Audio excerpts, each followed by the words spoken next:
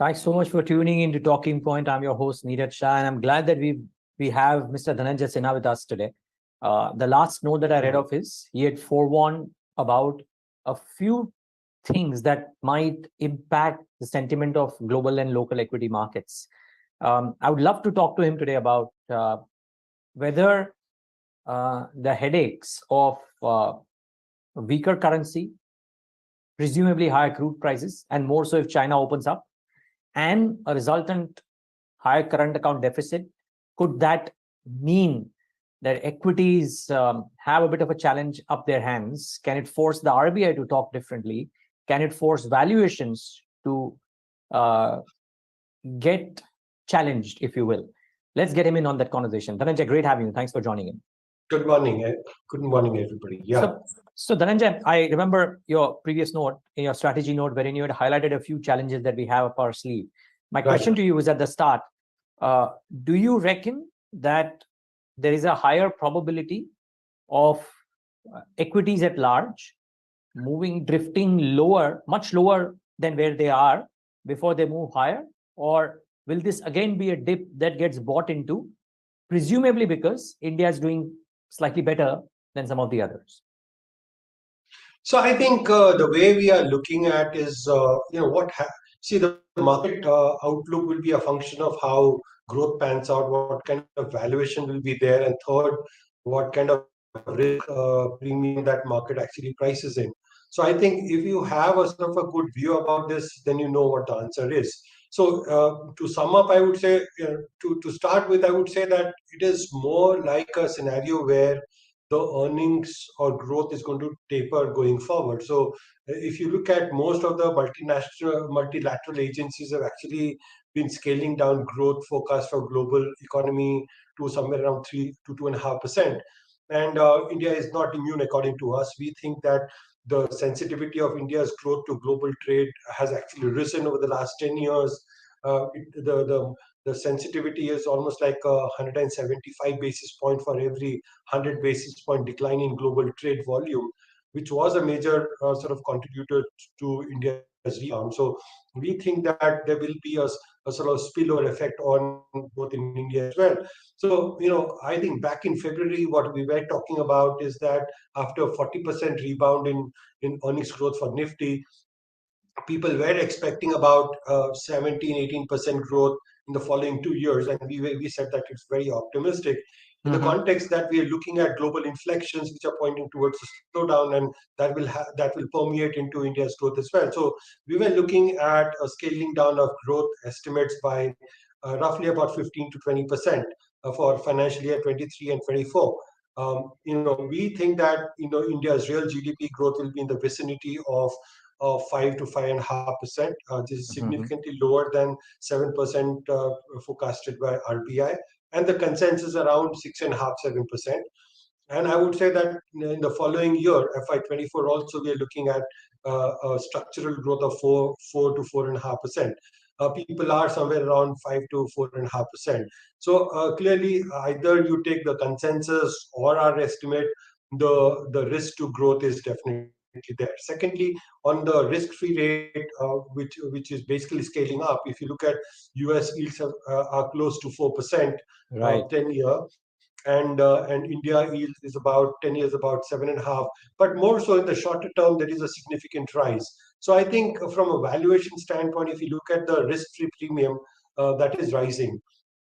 And the third thing is with respect to market risk premium, that actually is sort of on the higher side. The bias is on the higher side, given the way VIX are moving globally, and the fact that there is global tightening as well in terms of liquidity. US rates are expected to go up to 4.6% to 5%. All those things will have an impact on the overall valuation. So my sense is that it's not a kind of a buy on dip kind of a thing. It is something that will sort of these three factors that I just mentioned will gain grounds as we go forward in the next 1.5 years. As things stand right now, Dhananjay, in your strategy note, what's the fair value that you assign for the Nifty 6 months out or 1 year out? See, we have been looking at something like a 15,000 to 17,500 as a range for quite some time. Mm-hmm. My sense is that you're definitely looking at a sort of a 10 odd percent or 10 or 15% sort of reduction if I just look at the earnings estimate. So in the first quarter, we have already seen a 3.5% reduction in just one quarter. So my sense is that if there is a 15% reduction in earnings, and if I consider the valuations remaining there itself, there is definitely a downside of 10 or 15%. So one can consider that as a near term sort of a limit. Yeah. Got it. Dhananjay, okay, thanks for that. The other question is, Dhananjay, have you been able to wrap your head around what could the impact be of the quantitative tightening process? I mean, this drop in liquidity across 4 or 5 large central banks has been very, very large and very steep and Right. fairly swift as well. Right. Have the markets factored in that impact, or that is still to be felt because it's early days as yet? So I think it is still early. So there are two parts to the liquidity thing. One is domestic, and the other one is global. I think the most dominant factor is the global liquidity. Of So course. we have seen that US has increased the rates by 300 basis points. Other central banks have also sort of increased rates, especially ECB is talking about furthermore increase a more restrictive tightening as well in UK as well that is happening. So I think it's kind of a synchronous tightening that's been there. So that's one part of it, and I think more of that will need to happen for the inflation to really come down to what they're targeting. So the FOMC has talked about 4.5%. Many people are talking about 5.5%. So I think more of that is going to happen. What has not happened yet, I would say, is the quantitative tightening.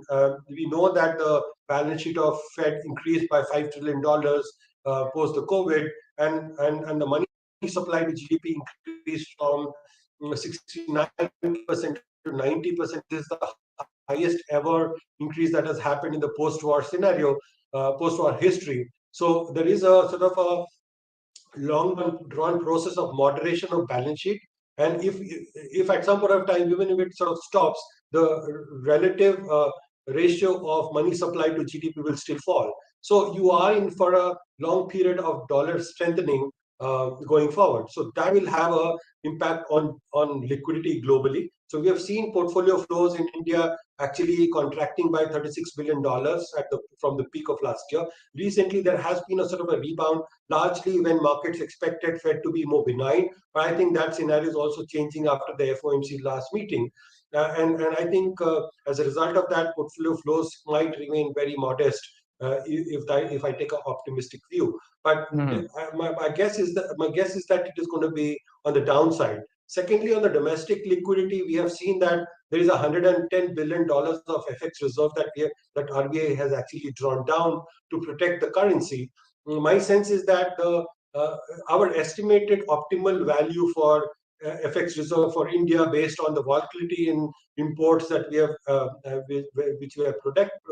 which we have projected, it is somewhere around $740 billion, and we are up at $530 billion or so. So there's a more than 200 billion gap between the optimal reserve and what the current levels are. As a result of that, you might actually have a scenario where currency can actually depreciate if you have current account deficit, which is hovering around, let's say, 3% or 3.5%, and your capital flows is actually very modest. If you put FII, FDI, if you look at ECB and NRI deposit all put together, that is averaging about 1% of GDP. So there is a 200 basis point gap between the current account deficit and the autonomous capital flows. In the first quarter, there is certain banking sector flows that has happened largely from the PSU banks, but I would say that sort of filled the gap of 2%. But that's a kind of a very sporadic kind of a thing. Structurally, Sure. we have a gap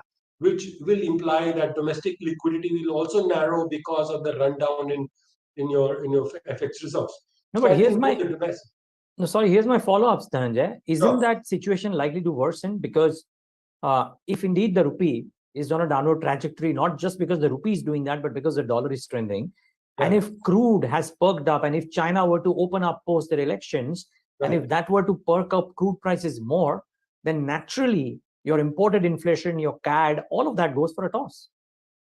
So the thing is, as far as the oil is concerned, is largely geopolitics, I would say, the fact that it is hovering around $9,500 or $9,200 is something which is related to the geopolitics, and you have OPEC plus actually cutting the production as well. So the Middle East and the OPEC does want the crude to be around $100 per barrel. The other part is that because of the significant slowdown that is happening in Europe and US and China as well, that things that we were exporting is actually seeing a contraction. So if you look at steel price, if you look at textile, ready-made garments, total exports are actually shrunk by 24% from the peak in March. So you have a sort of widening gap between the exports and imports. So overall trade deficit is hovering around 8% plus of GDP. So you have sort of services export that is happening kind of very stable, but it's not really rising. So my sense is that because of this, the rupee will be under pressure in the context that your actual reserve is lesser. Rupee can actually rise to I would say 85, 86 is what we are looking at in the next 3 to 6 months' time. Wow, that sounds great news.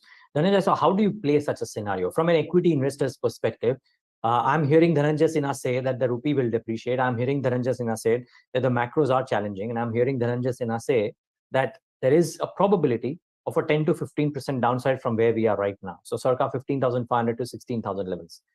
What does one do with the equity portfolios then? Is it better to sit on large pools of cash, or do you believe that there could be themes that could do well even in such a scenario?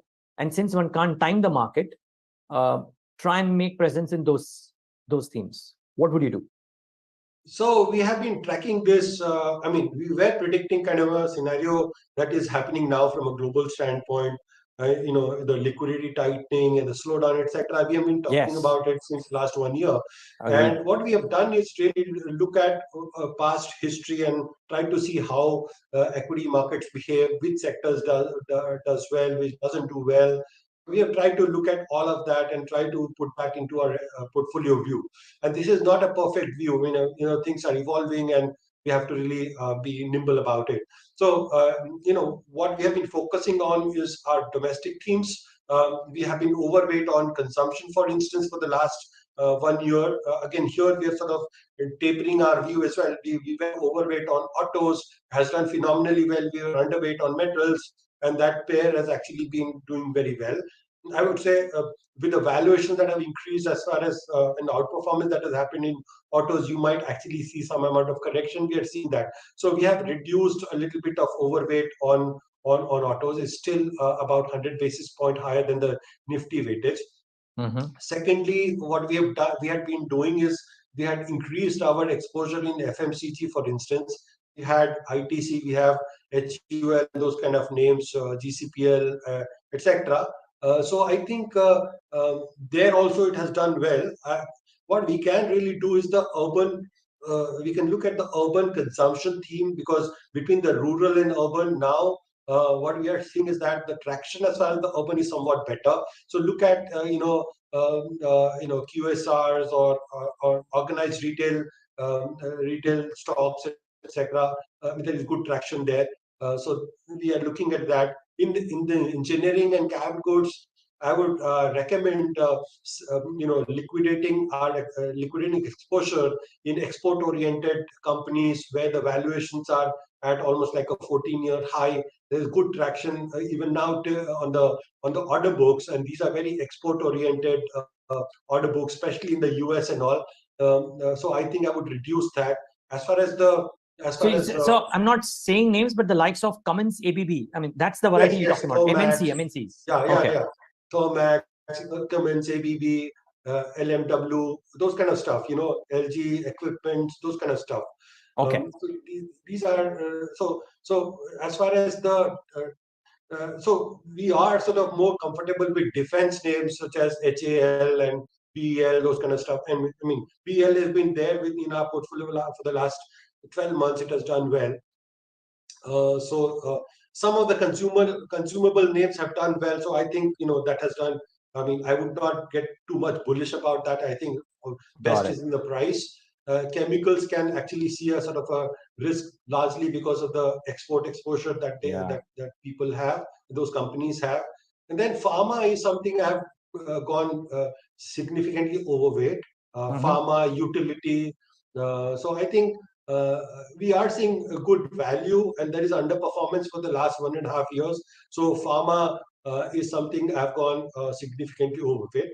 People are generally overweight on banks because there is a good traction as far as lending growth is concerned. Lending growth has gone up to uh, almost like 15%. Within that, retail lending is growing much more. My sense is that as growth slows in the second half of the year and next year, you might actually see credit risk issues coming back again because of the slowdown and the fact that retail lending is growing much faster than income growth, and there is a risk. There could be a risk to that, and I would say that a lot of as far as the credit growth is concerned, it is also a switch over from market borrowing to the banking borrowing, and what we find is that especially for MSME and all, there is a stress that is happening from export-led flows.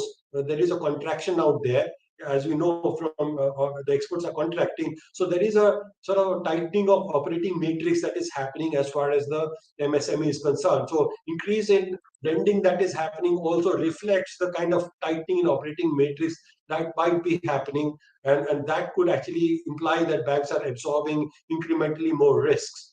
So I would say I'm sort of underweight on banks at this juncture. And on the valuation front, for the banking sector, a strong dollar, weak rupee is not very helpful. Yeah. My final question, Dhananjay, a sector which seems to be in an upcycle. Every month we hear property registrations looking rock solid, but rising rates might play spoil sport. So there are pulls and pressures here. Which side of the argument are you on? So I would say that real estate selectively has been doing well, and there is a pent-up demand as well because your real rates have been negative, and banks have been pushing a lot. Banks and NBFCs have been pushing a lot on the retail lending side, especially mortgage. So I think all these things are good, especially in select pockets where you have IT hubs and all. There was good traction as well. But my sense is that it might actually be at the peak level because you have sort of rising prices as well, and the rates are also rising. So I think you might see some kind of a moderation going forward because of the fact that these affordability issues are there. But I think the valuation is very sensitive to the rate cycle, interest rate cycle. So in a scenario where rates are rising, your cost of construction is on the higher side. I think the valuations are actually sensitive to these variables. So I would say, I would trim my position as far as the realty is concerned. At this juncture, I don't have any realty stock in my portfolio. Dhananjay, always good talking to you, combining the macros and the micros. Thanks for doing that yet again, and much appreciate you taking the time out. Thank you very much, Neeraj. Have a nice day. Thanks for tuning in to this leg of the Talking Point.